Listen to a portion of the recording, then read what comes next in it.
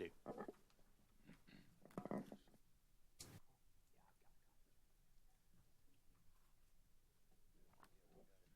Okay.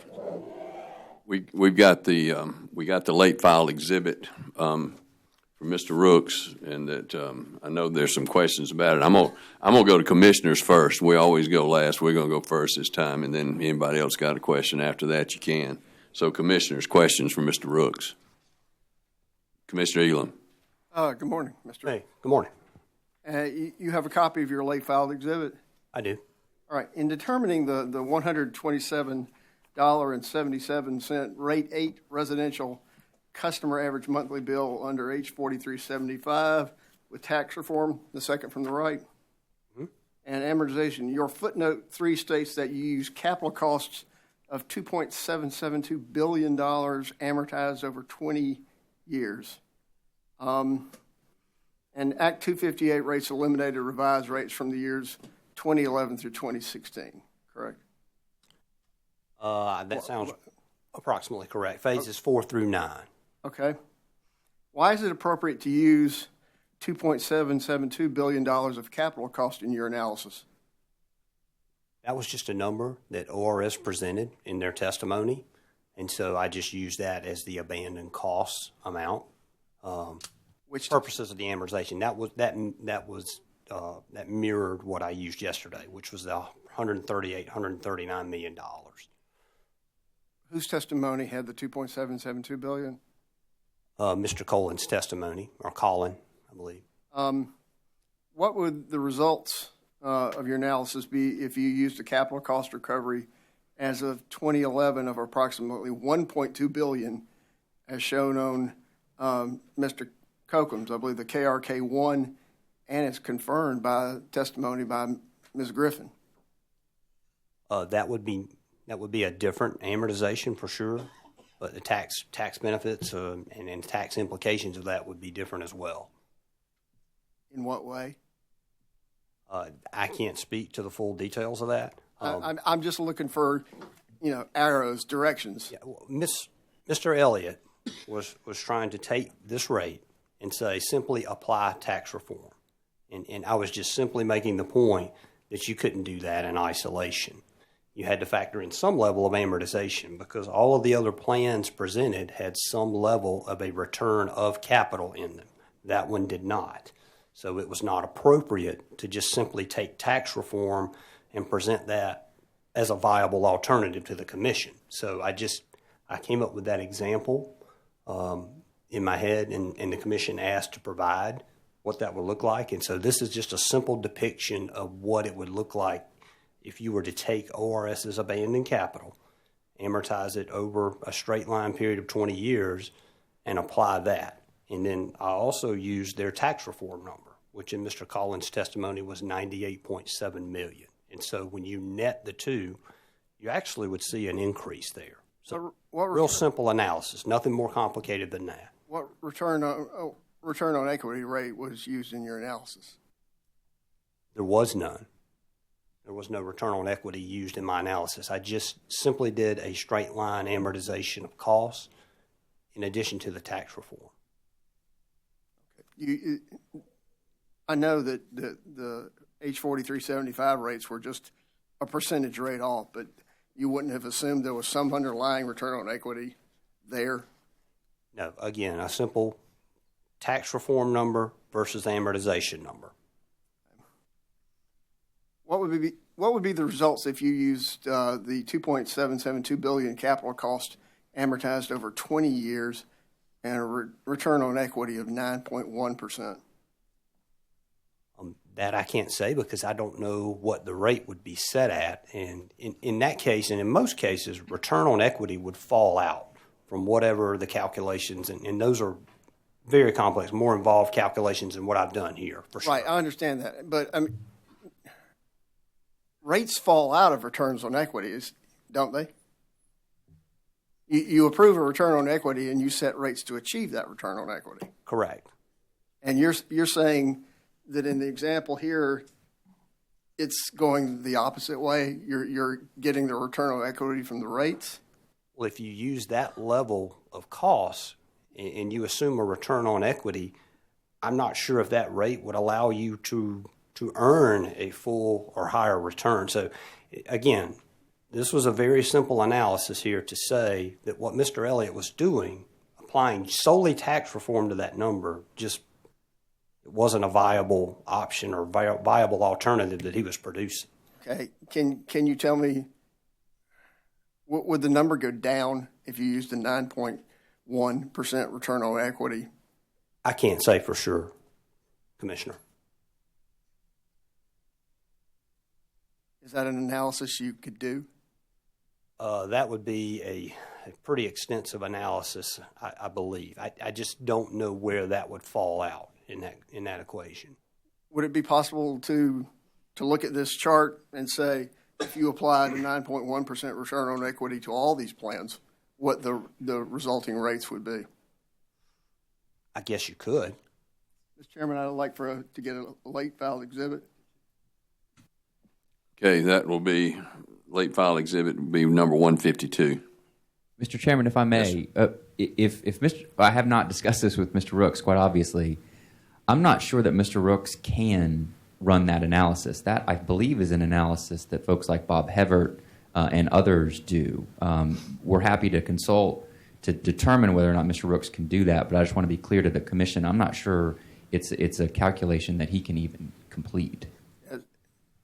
Mr. Hevert, Dr. Hevert, is he the rates guy as opposed to the rate of return guy? No, sir. He is calculating a rate of a return on equity that is reflected by certain that is appropriate for the utility and then is determined by the company's operations. That's where you determine the return on equity.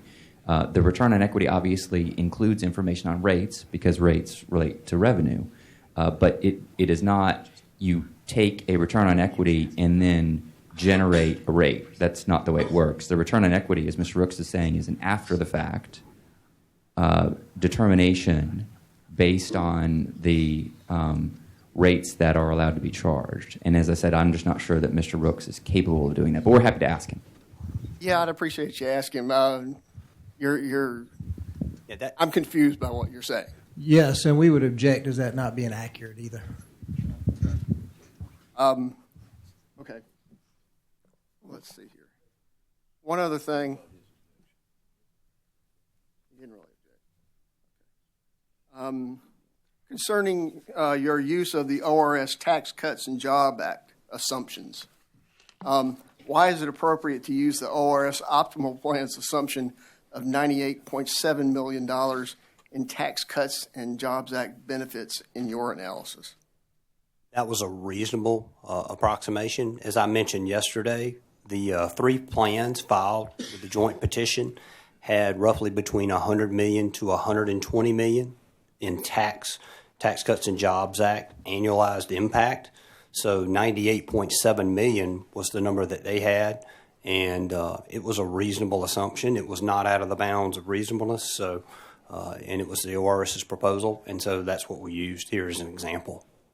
Yeah, I guess it's just below 100. It's not in that range, but $1.3 million is probably not going to make a heck of a lot of difference. Is that what you mean?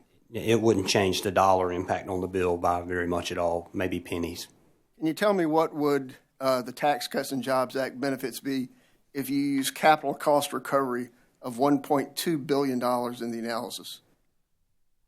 I believe the testimony that was filed in that would have to stand for itself. Again, I'm not the financial expert here. And in testimony, I think extensive testimony has been presented with all these plans, the various tax impacts, and that sort of thing. Can you tell me what the results of your analysis would be using the $1.2 billion and any revised effect of the TCJA? No, I can't make that calculation, Commissioner. Thank you, Mr. Chairman. Commissioners, any other questions? Okay, parties.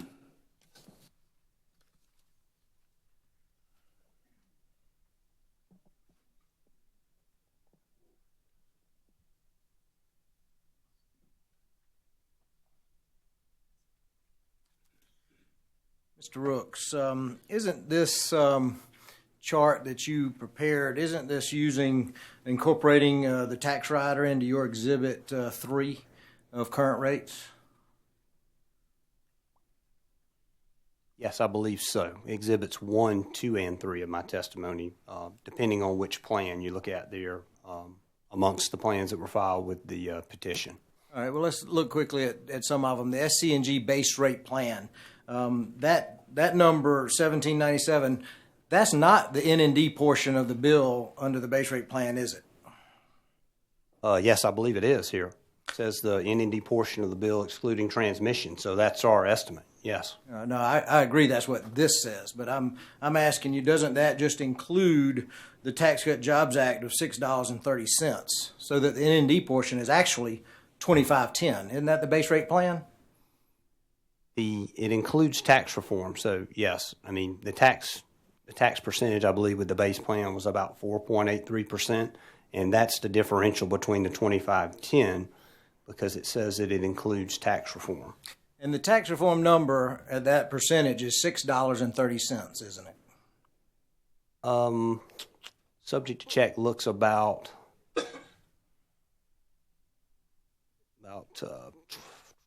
$7 there, $7.13 or so. All right, since we're here, let's check.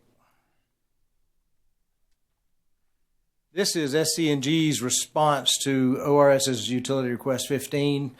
You see down here for rate 8, see where it says N&D portion, 1995. You see that? I do see that. Okay. And then you see over here to the right below there's total bill pre-tax reform and then post-tax reform. You see those two numbers? The difference of which is $6.30? I see that. Okay. And so moving to the no merger benefits plan, that also includes the $6.30 Tax Cut Jobs Act, doesn't it? It does include tax reform, yes. And that tax reform is $6.30 in that no merger benefits plan, isn't it?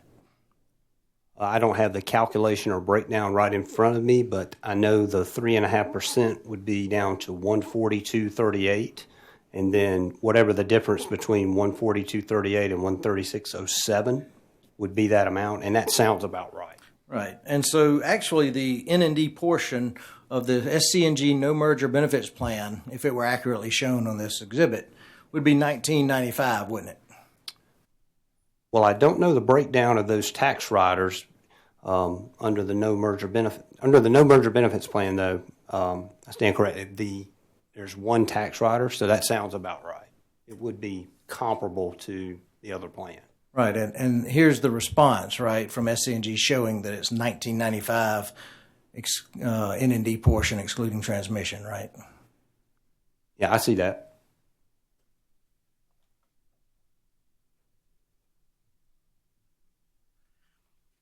And then the customer benefits plan and the alternative plan, they also, on this chart, aren't just the N&D portion, but include the Tax Cut Jobs Act savings, doesn't it?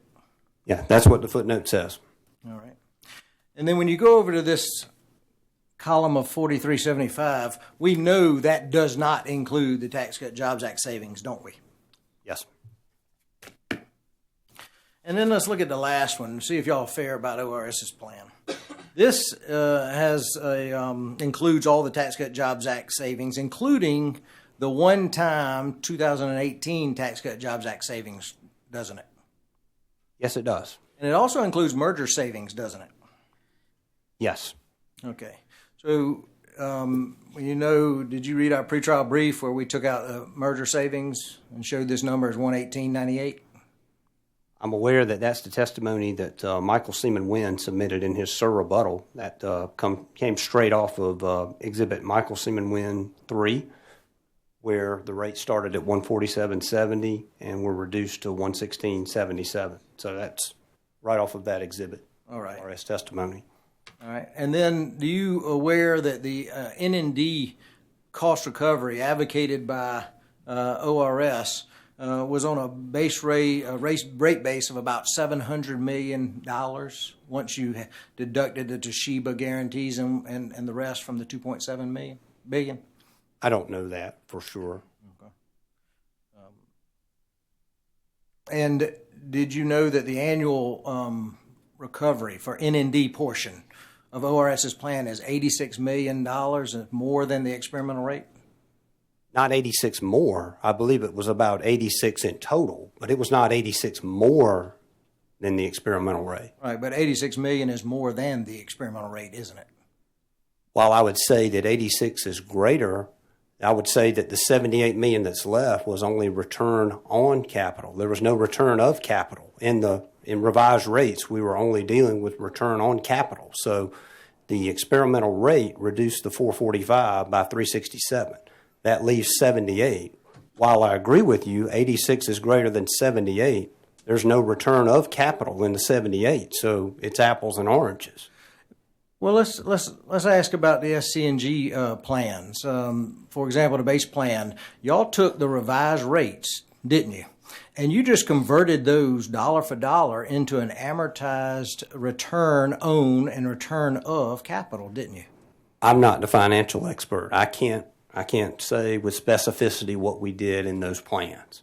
Well, it's absolutely clear in y'all's pre-filed testimony that's what y'all did, isn't it? Again, I'm not the financial expert. I know I calculated those rates. I calculated them in accordance with what we proposed, and I do know those bill amounts are good bill amounts. They're representative of what those plans would do in year one. And so you could have taken the experimental rate, a recovery of $78 million every year for N&D, and you could have made that both the return on and the return of capital and amortized that amount if you had some deductions from the rate base like the Toshiba guarantee and other regulatory liabilities, couldn't you? There are any number of things we could have done. And ORS did that and actually allowed a greater recovery annualized basis than the experimental rate, didn't they, for N&D costs? Again, we would agree to disagree on that. And if you remove the Tax Cut Jobs Act savings from the ORS plan and the merger savings from the ORS plan on this, that would have to be a positive number, right? You'd have to show the N&D portion is $86 million more than this bottom line, which is no N&D recovery, right? Well, that is ORS's plan. And it says that it includes the impacts of tax reform. That's what this graph shows. It includes N&D impacts. It includes tax reform. So I assume that's an all-in plan for ORS. Well, and we're learning what these bar charts actually mean, but we see that the label for this chart is wrong, isn't it? N&D portion. Mr. Chairman, I object. Mr. Rooks has provided this late filed exhibit in response to the Commissioner's specific questions, and Mr. Richardson is now going far afield from Sustained.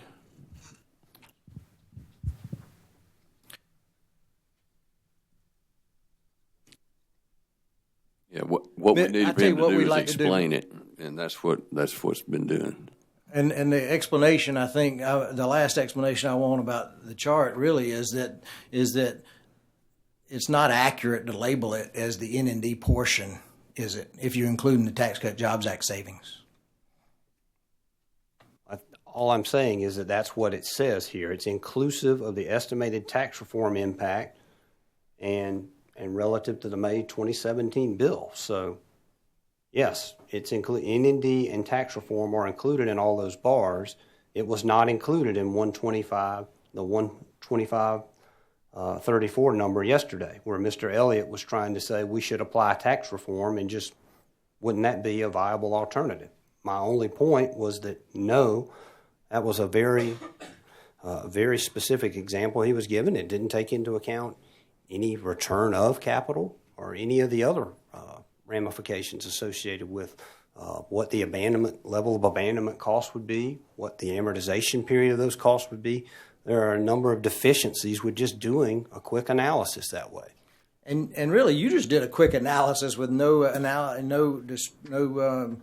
the second to last column here. You just did a quick analysis with no consideration of taking the Toshiba proceeds off of the rate base or any other regulatory liabilities. Isn't that right? Mr. Chairman, I object on the same grounds I did before. Mr. Rooks has already explained this exhibit, and Mr. Richardson is going far afield. Sustained.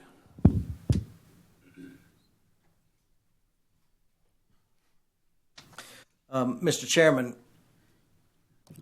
I would request that ORS be allowed to file a late filed exhibit that shows the actual NND and the separate tax savings costs for these plans, so that you have the accurate information. Mr. Chairman, I believe you do have the accurate information as Mr. Rooks has described it, and it's not necessary to have an additional late filed exhibit under these circumstances, but Commissioner's preference. Okay, we're going to allow it, and it'll be hearing exhibit 153. And the last thing, Mr. Chairman, is this SCENG response that shows the N&D portion of 1995, and then what the actual tax reform savings are for this no merger benefits plan. We'd like to enter this as a hearing exhibit. I don't know what Mr. Richardson is referring to, but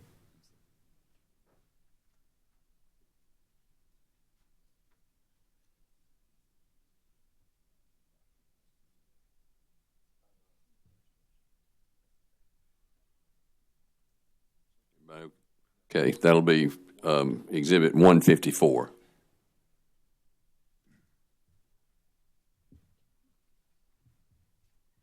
Okay, other questions? No, Commissioner Elam, I think you had one more. Just another request. As part of the prior late filed exhibit, or as a subsequent late filed exhibit, would ask for the company to provide analysis of what the TCJA benefits would be using the $1.2 billion figure and the return on equity at 9.1, 9.9, and 10.25.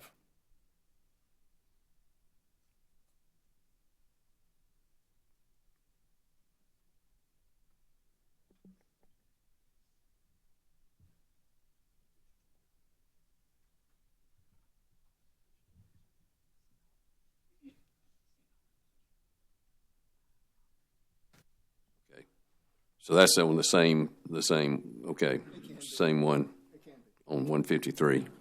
All right, that's fine. Okay. Company, any questions? no, Mr. Chairman, thank you. Okay, thank you. All right, Mr. Rooks, you are excused. Wait a minute, hang on. I don't have any questions, but I'm a little uncertain of something, if I may, just for the record. The ORS wants to submit a late filed exhibit, I think, at 153, hearing exhibit 153. I think I got that. What is the late filed exhibit number for Commissioner Elam's request? 152. And it will include, I got the second part about the application of the Tax Cut Act, but I never was quite certain about the first part, and that's really my reason for asking. It would be on his late file exhibit and looking at using the return on equity of 9.1. Got it. Yes, sir. Thank you. Okay, Mr. Rooks, thank you, and you are excused. Thank you. All right, we'd like to have Rose Jackson now. SCG calls Rose Jackson to the stand.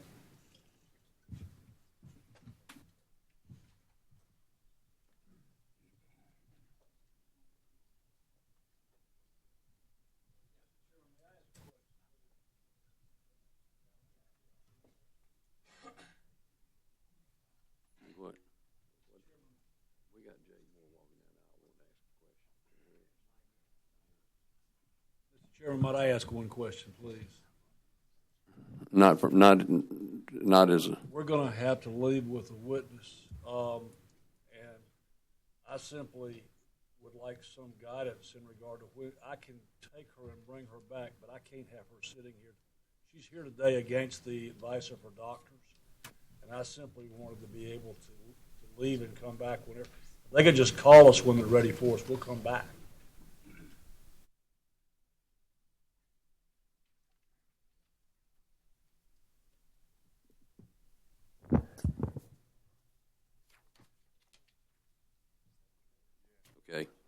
Okay, sorry, Ms. Jackson. Let's just go ahead then with the panel that y'all got.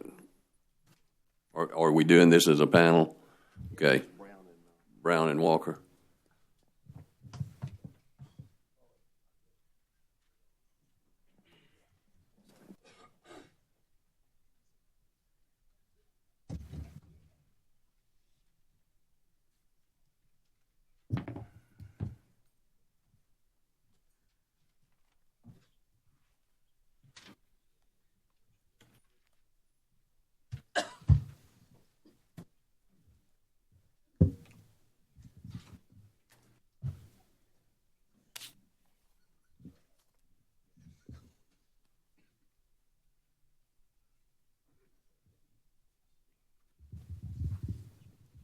Mr. Chairman, Commissioners, Mr. Butler, their next witnesses ORS would call Kenneth Brown and Carlette Walker.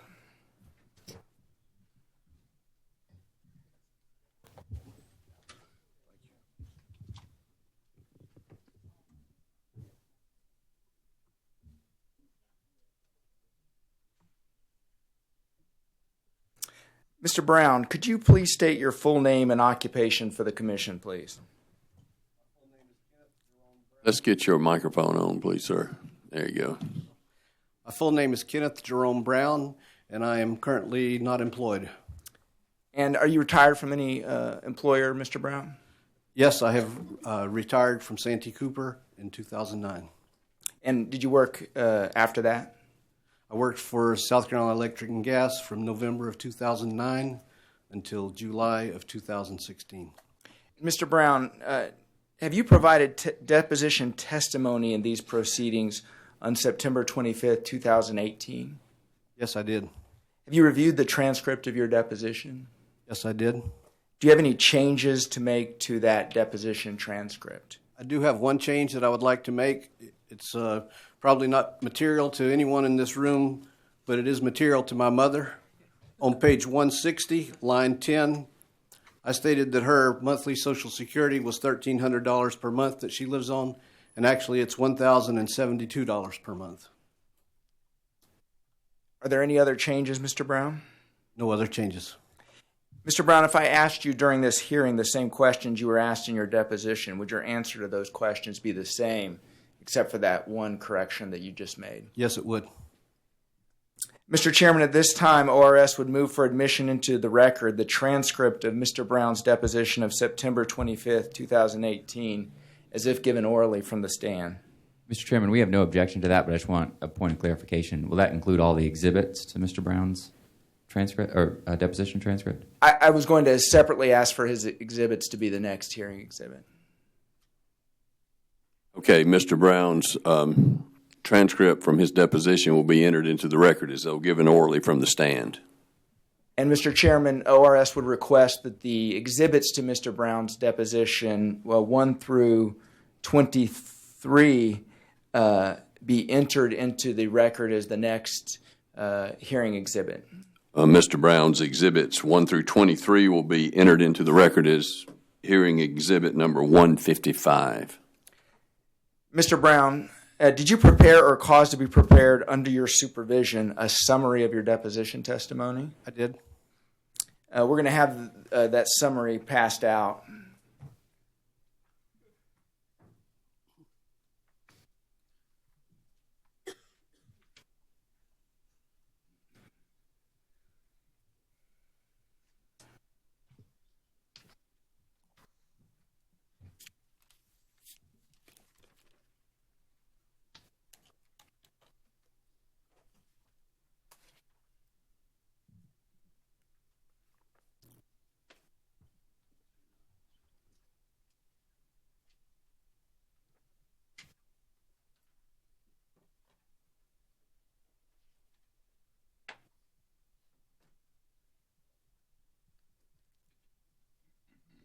Mr. Brown, could you go ahead and provide that summary to the commission, please? Yes. Good morning, Mr. Chairman and members of the commission. First of all, I would like to introduce myself because I have not appeared before you in any prior proceedings. My full name is Kenneth Jerome Brown. I'm a 1980 graduate of Clemson University with a BS in mechanical engineering. I'm also a registered professional engineer in South Carolina. I'm a former senior engineer with SC DN, where I worked in the new nuclear deployment business and finance group from November 2009 through July 2016. Prior to my employment with SC DN, I worked for Santee Cooper for almost 20 years. For most of my time with Santee Cooper, I worked in the station construction group, where I was involved in the construction of many large capital projects. In 2005, I was assigned to work with SC DN in the study, licensing, EPC contract negotiations, and construction of VC Summary Units 2 and 3.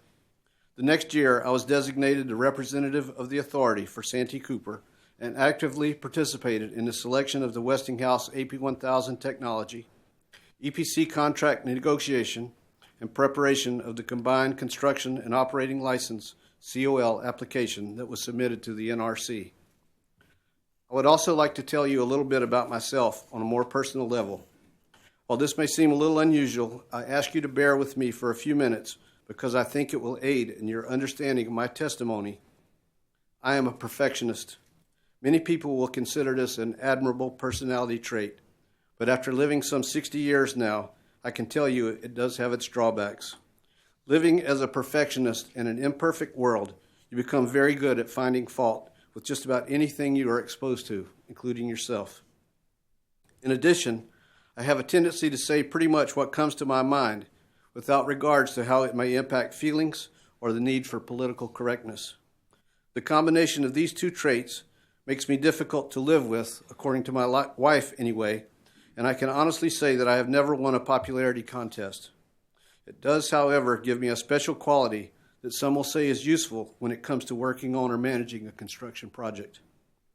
I think this was recognized by both Santee Cooper and SC DN over the last 26 years of my career. Sometimes I felt that I was somewhat like a special tool to be removed from the toolbox when needed and safely put away when not. In functioning in this role, I was exposed to and included in meetings and discussions with members of executive and senior management of the partner utilities and the EPC consortium. Many levels above my pay grade, as they say. I believe I functioned well in this role, and I was well respected by my superiors and my peers. I would like to say here, however, that not every recommendation I made was accepted and followed by my superiors. I was accustomed to that, and I always tried to accept any decisions made and support the decision, whether my recommendations were followed or not. This is what an employee who is part of a team is reasonably expected to do. In my time with Santee Cooper and SC DN, although my paychecks may have had the name of the respective utility, I represent to you that I never forgot where the money really was coming from. It is my personal belief that monopolistic utilities have a special responsibility to their customers, even over and above their investors. Investors have a choice where to put their money, customers do not. Of course, I also believe that both customers and investors deserve to be told the truth. I tried to watch over the expenditures of the project where I could have an impact as if I were spending my own money. This attitude at times became a real personal burden to me. It affected daily the way I performed my job.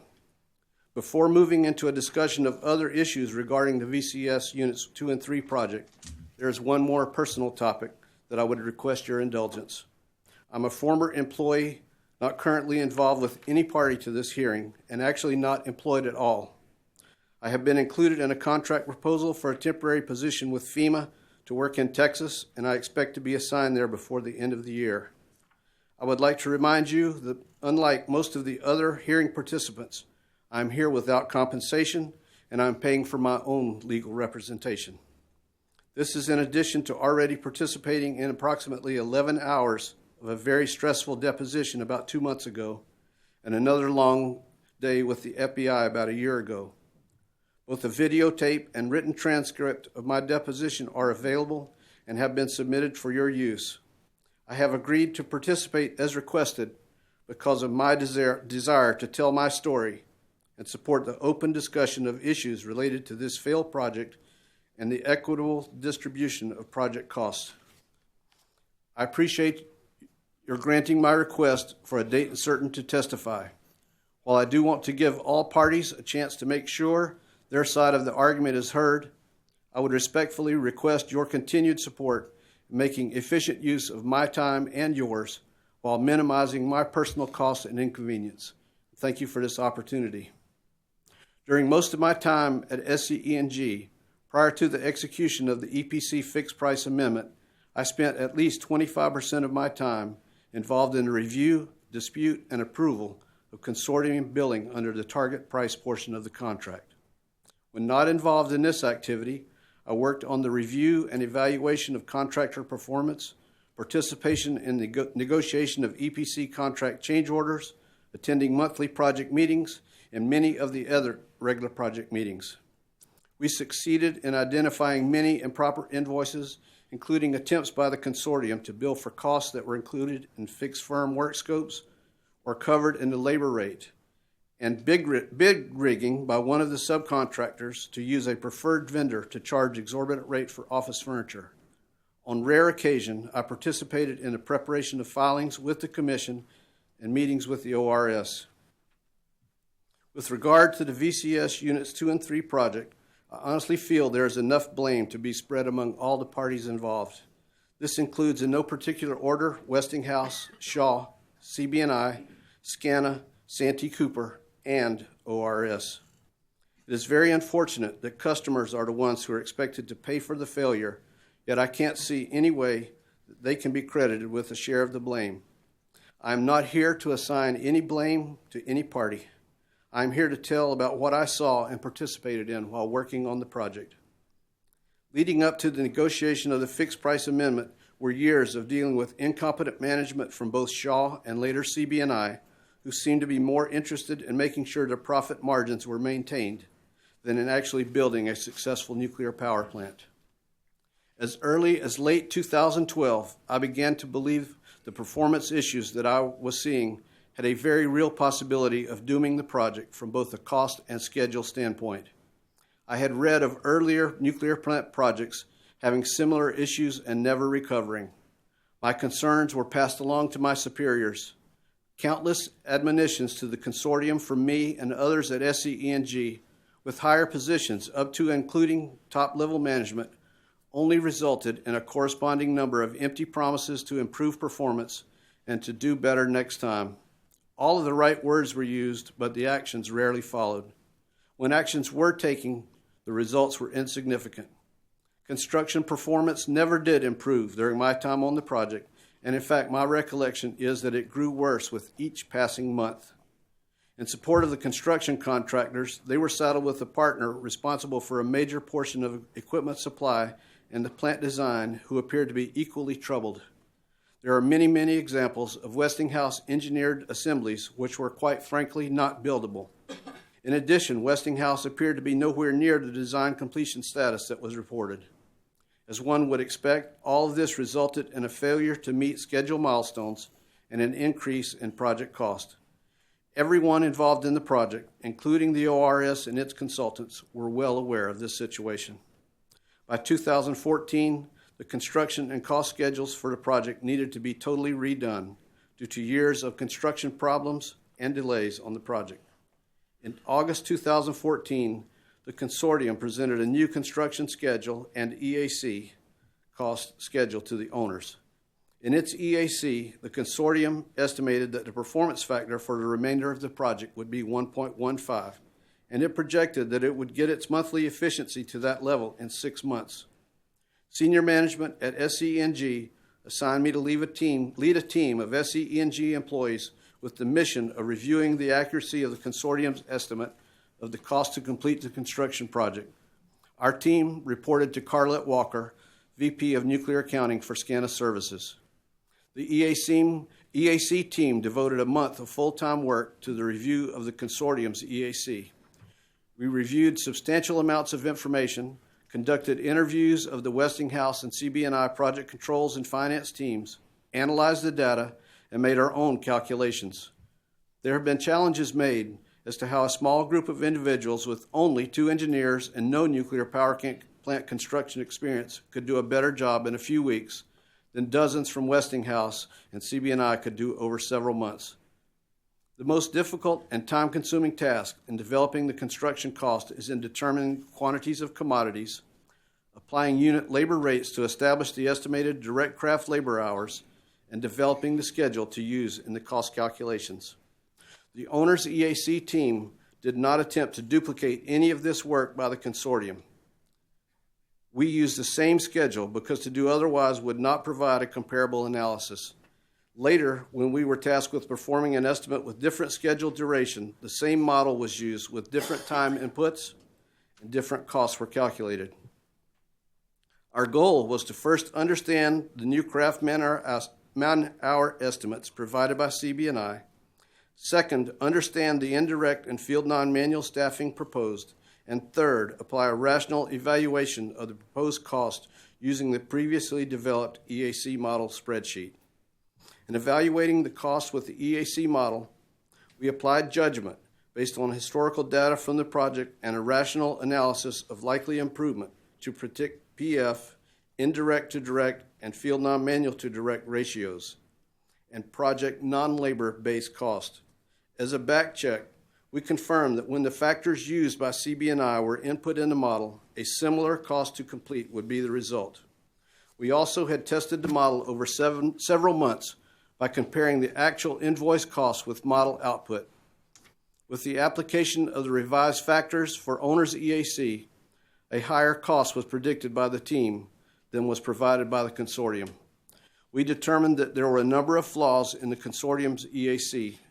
Most importantly, we concluded that the consortium's estimated to-go PF of 1.15 was not achievable because the consortium had never come close to that number since the beginning of the nuclear construction. We believed it was more appropriate to use a higher PF to-go projection of at least 1.4, which was closer to the historical productivity, but still required mitigation and improvement. The consortium EAC also included other assumptions or estimates that did not seem attainable, including aggressive estimates of other labor factors that affected cost and cost cuts at the CB&I headquarters in Texas. These implausible assumptions led us to conclude that the likely EAC cost would be much greater than what the consortium was projecting. Our EAC team presented our findings to the senior management of SCANA in October of 2014. After that presentation, I did not receive any follow-up from management on our findings. During this time period, the monthly PF of the consortium continued to get worse, eventually moving to over 2.0. Rather than meeting its promise to improve its PF to 1.15 in 6 months, the consortium's PF got steadily worse during that time. Michael Crosby and Marion Cherry with Santee Cooper created charts that showed the worsening productivity and its effect on cost and schedule, and presented those charts to senior management of both owners. In early 2015, Marion Cherry, Kevin Kokums, and I developed a spreadsheet that showed the estimated cost to complete the project using further increased PFs. At that time, the PF we used was 1.55, up from 1.40 just a few months earlier. Using the 1.55 PF, we calculated an expected increase in cost to complete the project from the previous filing with the Commission. This data was provided to Carlette Walker, and she presented this information to senior management of SCE&G. SCE&G used the consortium's EAC estimate based on the 1.15 PF in its 2015 filing with the Public Service Commission. The consortium's estimate to complete was substantially less, about $500 million, than our forecast. After the filing of SCE&G's petitions, Ms. Walker was identified as the SCE&G witness to provide pre-filed testimony to the Commission regarding the cost to complete the construction of the project. I was included in a meeting in May of 2015 with Ms. Walker and SCE&G attorneys in which her pre-filed testimony was to be finalized. Ms. Walker was not able to attend the meeting because her husband was hospitalized, yet the meeting occurred without her. At this meeting, I recommended the use of the SCENG internal EAC team forecast and not the consortium's estimates. However, the SCENG attorneys present, Mitch Willoughby and Belton Ziegler, stated that that could not be done because it would create a contingency cost that the Commission could not approve.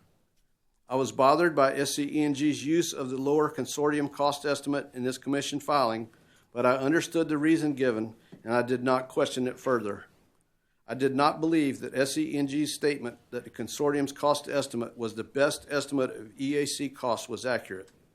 In addition, I became increasingly bothered from 2014 to 2016 by SCENG's public disclosures that the project was doing well, when in fact the progress of construction on the project was extremely poor and the projected cost overruns were substantial.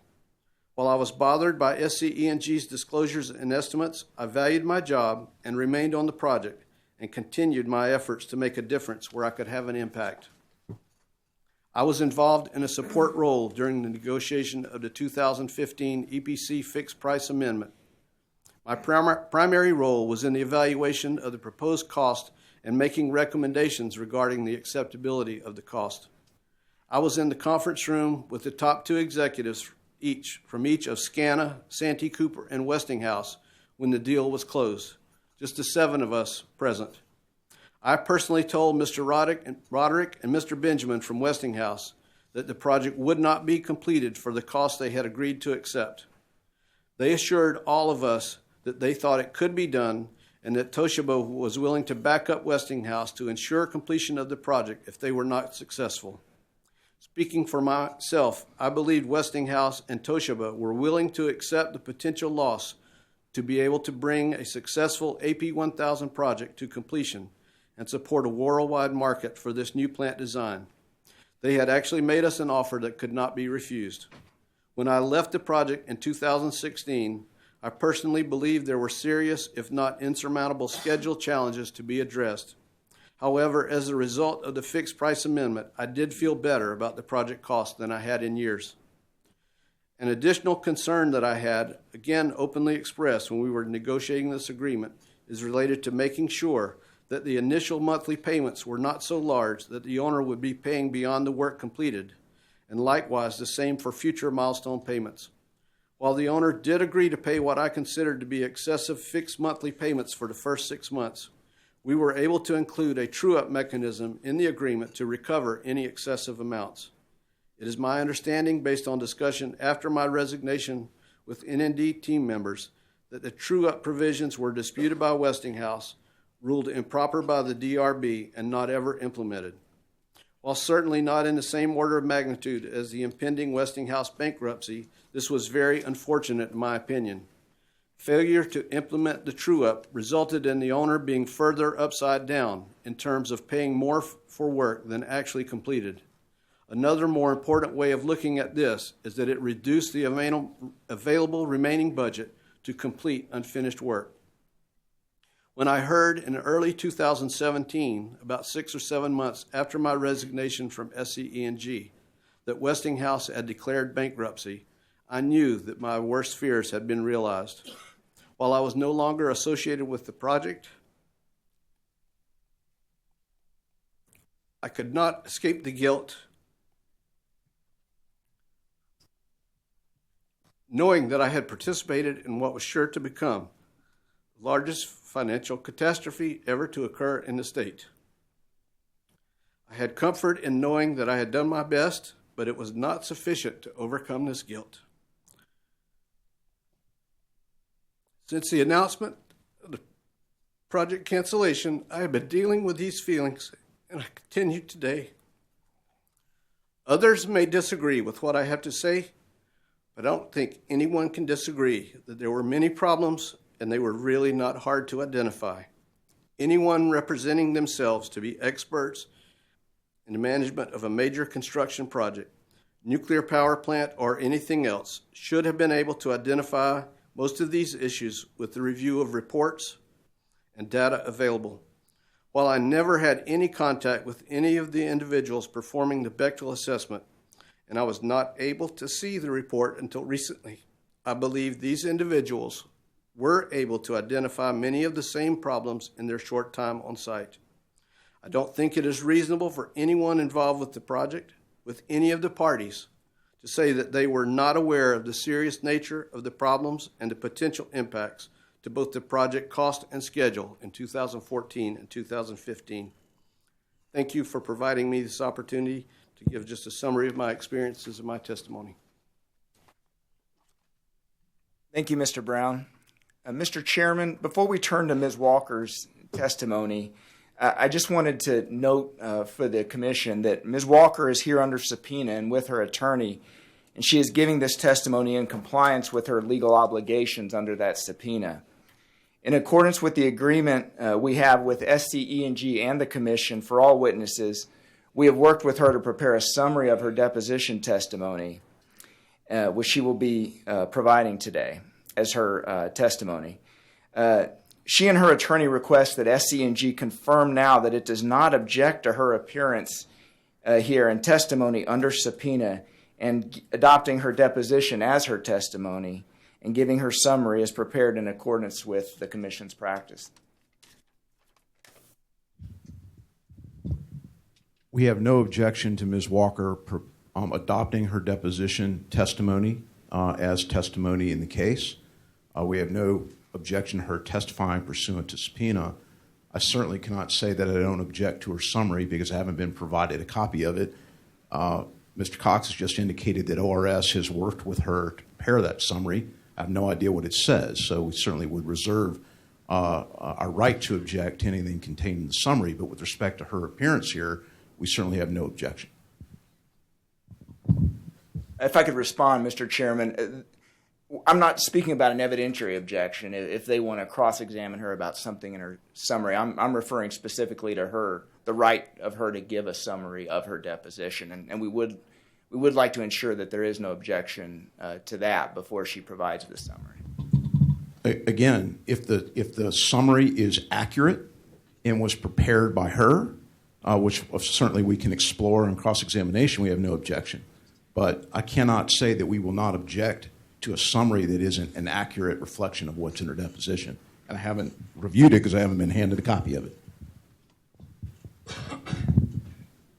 Mr. Chairman, the concern that Ms. Walker has is that she has an agreement with SC&G about the scope under which she's allowed to provide testimony or to talk about her experiences on the project. And Ms. Walker and her attorney want to be very clear that the company has no objection to her, that she's violating that agreement in doing what she's doing today. So that is the specific issue that I'm raising here, not any concerns about kind of the evidentiary value of her testimony. I'm on a very quick review of the first couple of pages. I would say this summary goes well beyond her deposition testimony.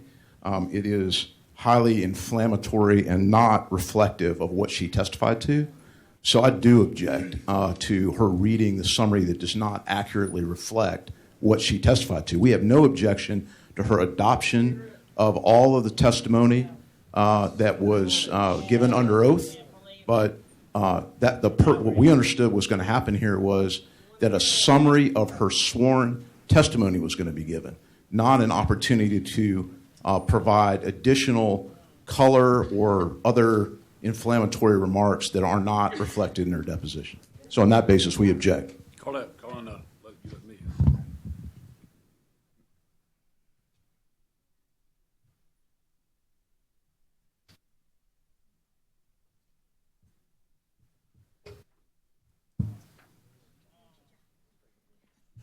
We're going to take a brief recess and let Mr. Butler deal with this for a second.